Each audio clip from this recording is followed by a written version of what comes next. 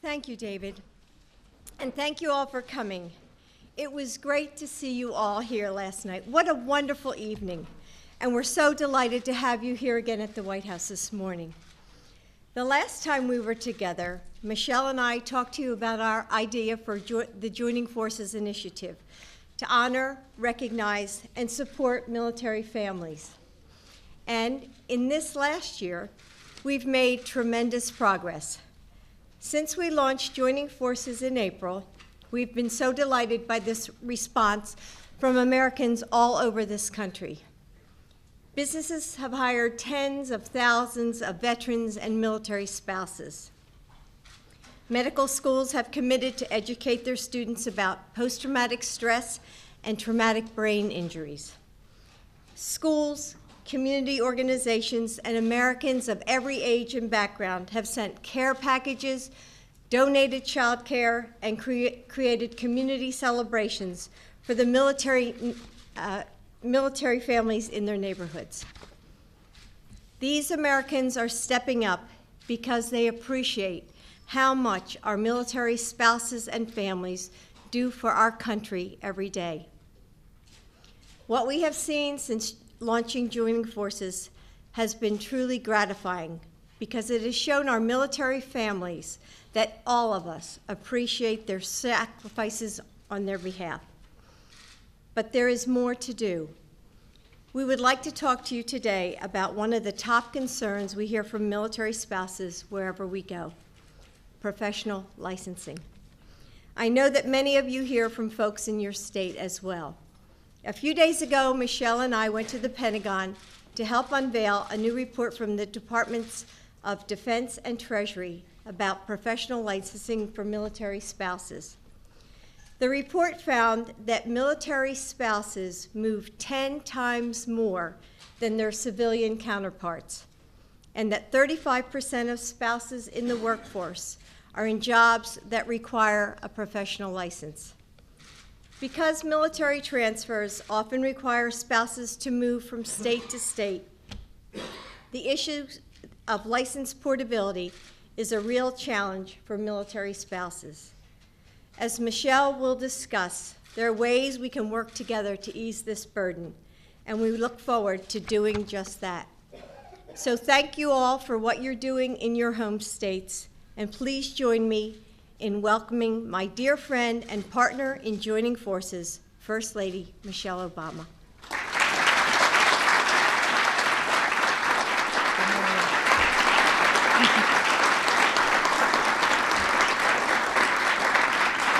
Good morning, everyone, and welcome back. I hope everybody got a little sleep, just a little bit, but we had a terrific time last night, and the mood was good, and hopefully you all enjoyed yourselves as well. It's always wonderful to host you for this weekend.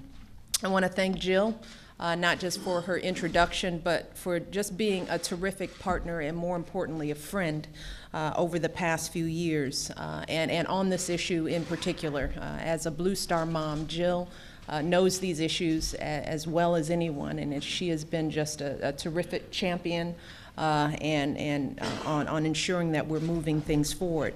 Now, as Jill has said, this new licensing portability initiative is one of the most important and meaningful issues that we've addressed through Joining Forces. It is the number one frustration that Jill and I hear about every time we visit with military spouses. And that's really saying something, because the truth is that these women and men are facing plenty of very serious challenges in their lives. They are raising their kids and running their household oftentimes alone while they have a spouse deployed. These are the folks who are cooking those meals. They're leading the PTA. They're answering all those questions from their children about when mom or dad will be coming home. And many of them are doing all of this while trying to hold down full-time jobs.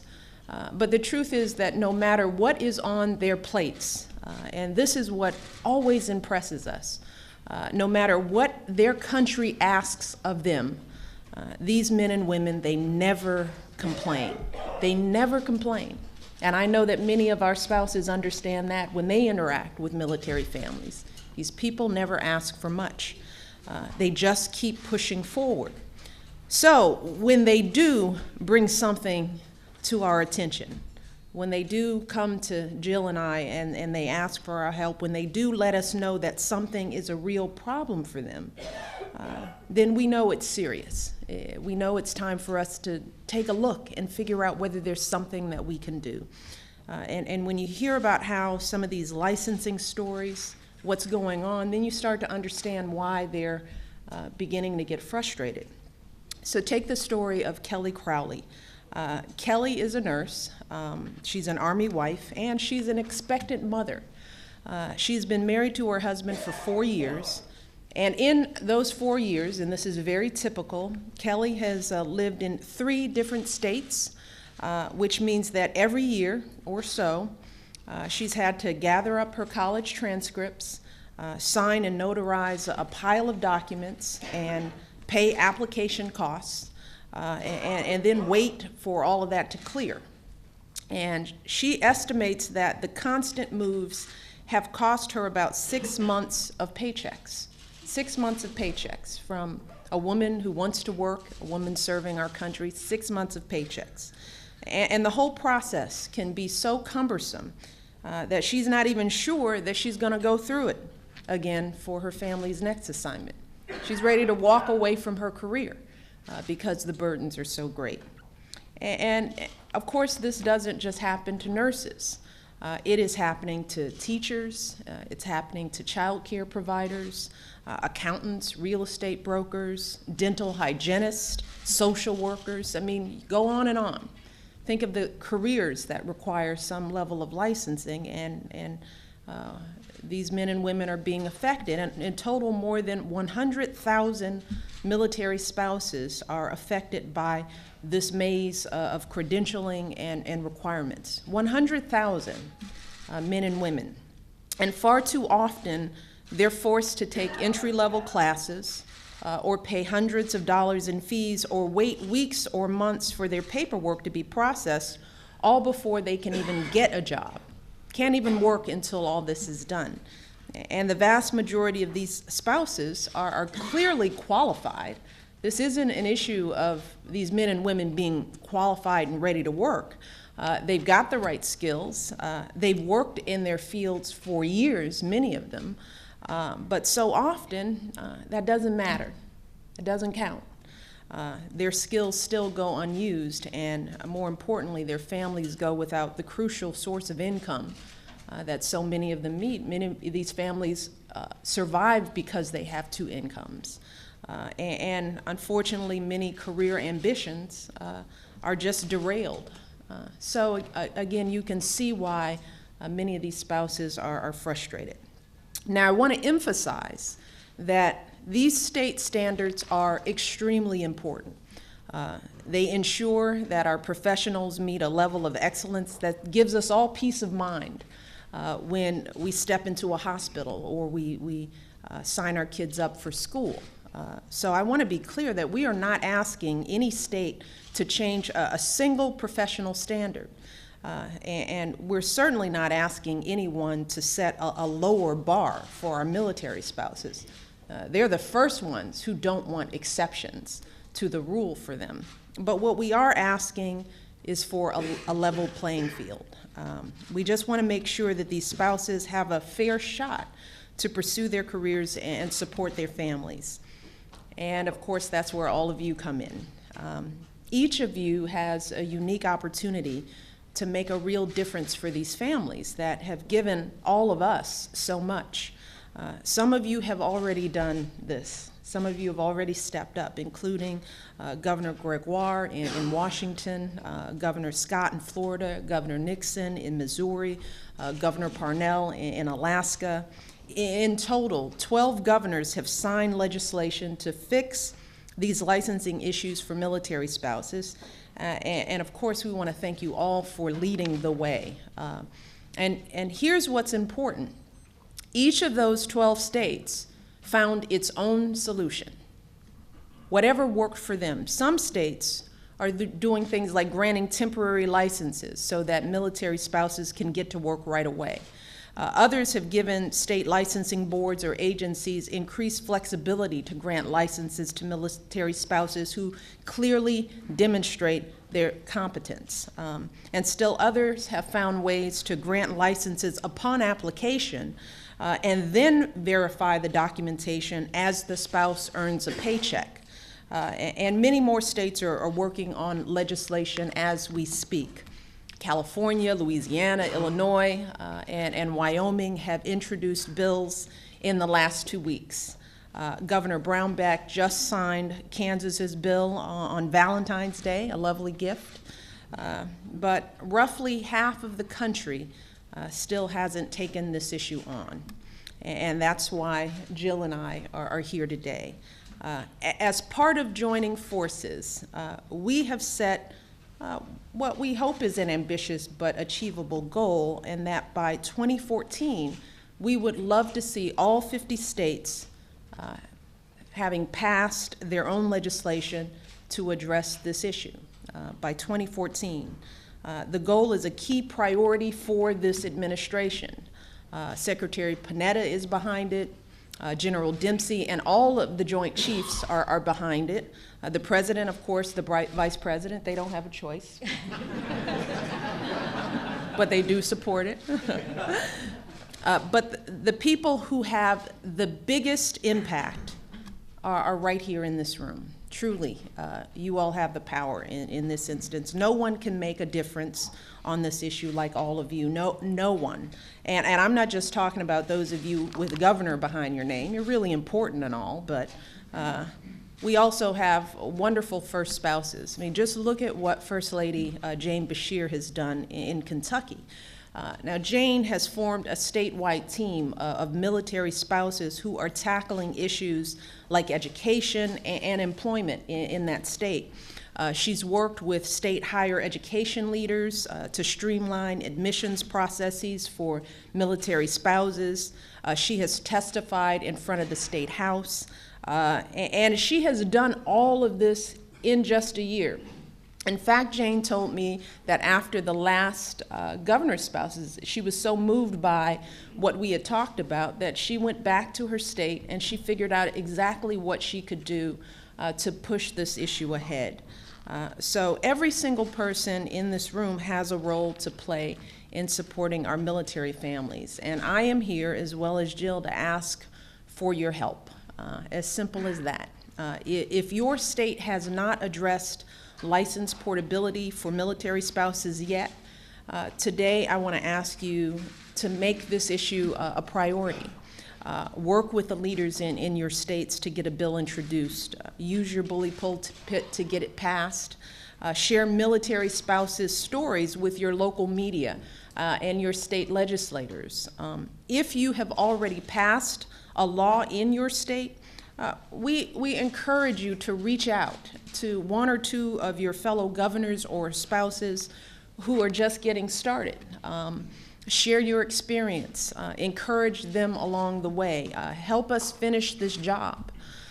And we will be helping as much as we can. We have a plan in place to be supportive. Like Jill said, the report from the Department of Defense and Treasury is full of wonderful tips and best practices to help all of you find solutions that work for your state. And that's really the point. There is no one-size-fits-all solution here. And this report is really designed to offer some ideas to get things started. Your staffs have received a copy of this report already, and all of your spouses will get one today as well. And on top of that, the Defense Department's team of state liaisons are here to help you craft legislation if needed and usher it through your state houses. In fact, we've got Ed Kringer. Ed, where are you sitting, Ed? Ed is here from the Department of Defense, and Ed will be available after this session to answer any questions to help get you started in the process. And Jill and I are going to keep working, keep the light on this issue. We're also going to be working with groups like the American Bar Association and the National Military Families Association to support your efforts at the grassroots level. They all stand ready to try to find ways to be helpful on this issue. So you're not in this alone. Joining forces has been a wonderful instrument just to raise the bar, to shine a light on these issues. And we will continue to use this platform to be supportive and proactive. And that's really the thing about supporting military families that Jill and I have discovered through our work. It is something that everyone can get behind. It really is. Everyone feels this. And if they don't, they just don't know the stories. And once they hear the stories, they're right there. That is what we have seen since the day we first started joining forces. No matter who you are or where you come from, we are all so proud of our men and women in uniform and their families. We all are. And we all want to do everything we can to honor and to support these men and women and these wonderful children who are sacrificing right alongside of their parents. And taking on this licensing issue is a perfect way to do just that. It's really the perfect opportunity, because if we fix this, we don't just support our military spouses as they advance in their careers, which is important, but we'll also be supporting their families who really depend on these incomes. We will be supporting the entire military, which can more easily retain married troops if their spouses can pursue their career. This is a retention issue. We'll be infusing our schools and our hospitals and our businesses with much needed talented and experienced workers who are ready to be out there doing the job. We will be strengthening our economy by lowering our unemployment rate and increasing our productivity by getting these hundreds of thousands of men and women into the workforce. And you all can do all of this. Here's the punchline, with little or no cost. Little no cost. This is one of those things that, doesn't, as other state governors will share, it doesn't have to kill the budget. And it can be done in a bipartisan way, even more importantly. All it takes is a leader who can lead the charge for these families who serve our country so bravely. These men and women have risked so much for all of us. They do it for each and every one of us, and they ask so little in return, so very little. So when they call on us, we have got a solemn obligation to answer that call. In 2 years, what I hope we are able to say, we can look these men and women in the eye and say, we heard you, and we acted. We heard you. The few things you've asked for, we heard you, and we all stepped up as a nation to make it happen. And that's really what joining forces is all about. So we look forward to continuing these efforts, to working with all of you in the months ahead to serve our military families as well as they serve us. So we will be there. We're going to be checking in. We're going to nag a little bit and poke, make a few calls. You have not heard the last of us. But we are excited by what this will mean to so many of these men and women. That is the one thing we hear. Many of them just say, thank you for recognizing that we exist and that these issues are important to us. So we look forward to seeing this goal achieved by 2014, and we'll be talking to your spouses more about this shortly at lunch. So thank you all, and take care.